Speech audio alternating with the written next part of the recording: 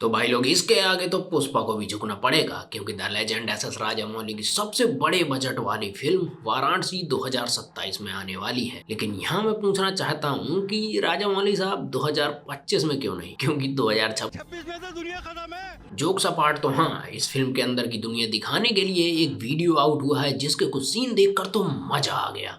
तो सबसे पहले हमें 512 ईसी के वाराणसी का ड्रोन शॉट दिखाया जाता है जिसमें तुम यहाँ नोटिस कर सकते हो कि ये वही जगह है जहाँ ऋषि मुनि यज्ञ या हवन जो भी बोल लो कर रहे हैं। और यहाँ आग में मैंने नोटिस किया कि एस्ट्रॉयड दिख रहा है। मुझे नहीं पता क्यों, शायद ये ट्रांजिशन हो सकता है।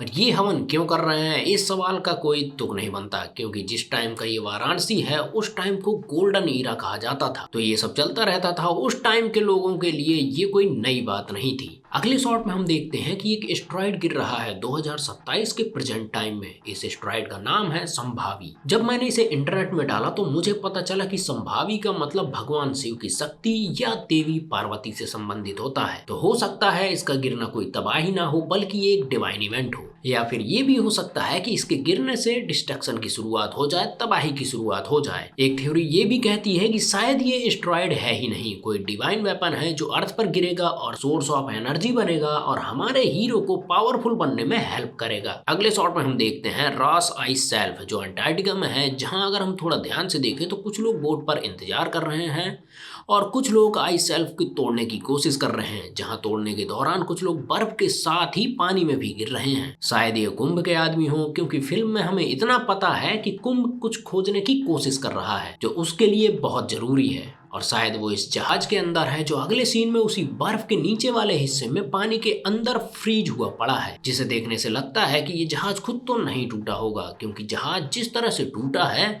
उसका उतना ही हिस्सा गायब है और ऐसा लगता है जैसे किसी पावरफुल चीज से उसको काटा गया हो। अब ये वही बर्फ वाली जगह मुझे इसलिए भी लगी क्योंकि जो लोग ऊपर बर्फ तोड़ रहे थे उनमें कुछ लोग गिरने के बाद यहाँ पानी के अंदर भी दिखाई दे रहे हैं। नेक्स्ट टाइम मुसेली वाइल्डरनेस दिखाया जाता है जहां मुझे लगता है कि ये पैरासूट में रुद्र होगा जो शायद कुंभ के लोगों से बचने की कोशिश कर रहा होगा, या फिर रुद्र भी वही चीज कुंभ से पहले खोजने की कोशिश कर रहा होगा जो कुंभ खोजने की कोशिश कर रहा है। और यहाँ हम नोटिस कर सकते हैं कि रुद्र एक रस्सी के सहारे शायद ब्रिज बनाने की कोशिश कर रहा है ताकि किसी तरह से वो नदी को पार कर सके। लेकिन यहाँ हम ये भी देख सकते हैं कि ये अकेला नहीं है और उसके पास एक नाव भी है।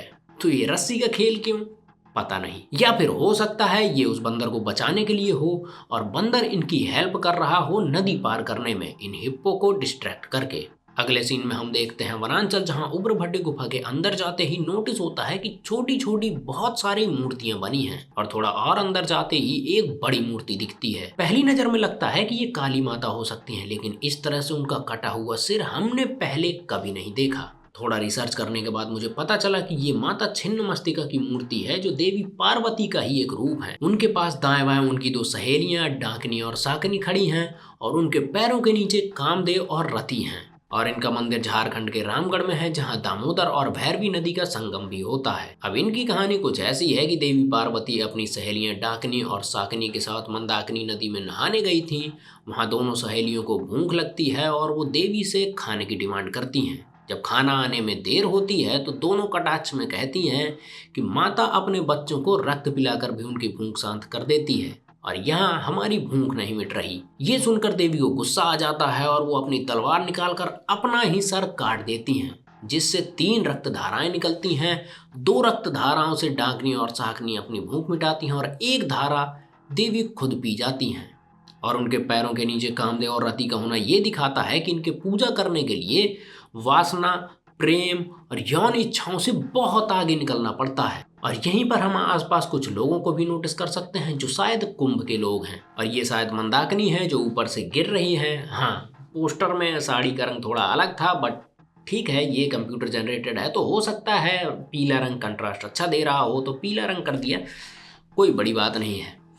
यहाँ हम रुद्र को भी नोटिस कर सकते हैं जो शायद मंदाकिनी को बचाने की कोशिश कर रहा होगा। नीचे ग्रीन फ्लेम में ध्यान दो तो कोई हवन कर रहा है और पास में हम एक त्रिशूल भी देखते हैं। अगला सीन पहुंच जाता है 7200 BCE के त्रेता युग में जहां प्रभु राम और रावण के बीच युद्ध चल रहा है। सबसे पहले हनुमान जी हाथ में पेड़ लिए दिखते हैं और उनकी पूंछ में एक रथ चल रहा है। अब अगर ध्यान से देखें तो लगता है कि ये शायद रुद्र है और पीछे एक व्हील चेयर भी है जो कुंभ हो सकता है। अब यहाँ मामला थोड़ा अजीब है क्योंकि हीरो और विलन एक साथ कैसे काम कर सकते हैं, पर लेकिन राजा मौली सर की फिल्मों के लिए कोई नई बात नहीं है। इससे पहले भी हम कई फिल्मों में ये देख चुके हैं कि हमारा हीरो मजबूरी में विलन के साथ काम करने को तैयार हो जाता है। अब सवाल ये भी है कि हनुमान जी उन्हें अपनी पूंछ में रथ क्यों चलाने दे रहे हैं, क्योंकि ऐसा तो नहीं हुआ होगा कि वो टाइम ट्रेवल करके वहां पहुंच गए और बस सीधे हनुमान जी की पूंछ पर चढ़ जाएं और रथ चलाने लगे, तो ऐसा नहीं हो सकता। तो शायद उनकी आपस में कुछ बात हुई होगी और हनुमान जी मान गए होंगे कि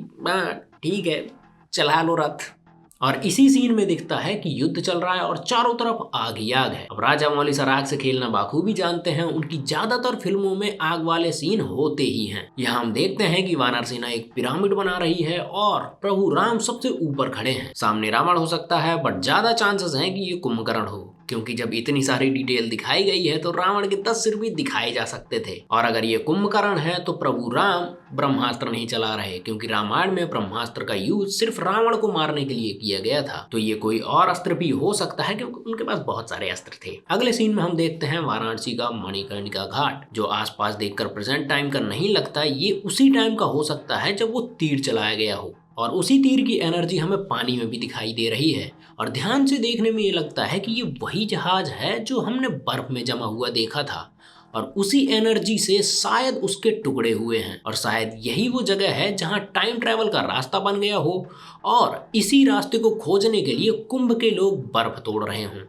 एट दी एंड हमें महेश बाबू का कैरेक्टर रुद्र दिखता है, जो नंदी पर सवार है, हाथ में त्रिशूल है। ये बिल्कुल वही त्रिशूल लग रहा है जो हमने उग्र भट्टी गुफा में देवी की मूर्ति के सामने देखा था। रुद्र को चोट भी लगी है, तो हो सकता है वो गुफा के अंदर गया हो, कुंभ के लोगों को मारा हो, मंदाकिनी को बचाया हो और उस हवन को बर्बाद करके ये त्रिशूल लेकर बाहर आया हो। और यहाँ हम नोटिस कर सकते हैं कि त्रिशूल में खून नहीं लगा, तो हम कह सकते हैं कि ये त्रिशूल सबको मारने के बाद उठाया गया है, ना कि किसी को मारने के लिए। इस फिल्म का बजट 1000 करोड़ है, तो आप लोग कमेंट में मुझे बताना कि क्या पुष्पा इसके आगे झुकेगा, और आपने कोई डिटेल नोटिस की हो तो वो भी कमेंट कर देना। ट्रेलर आने के बाद बात करेंगे डिटेल में। वीडियो को लाइक, चैनल को सब्सक्राइब कर देना और देखते रहना शिवा एक्सप्लेन।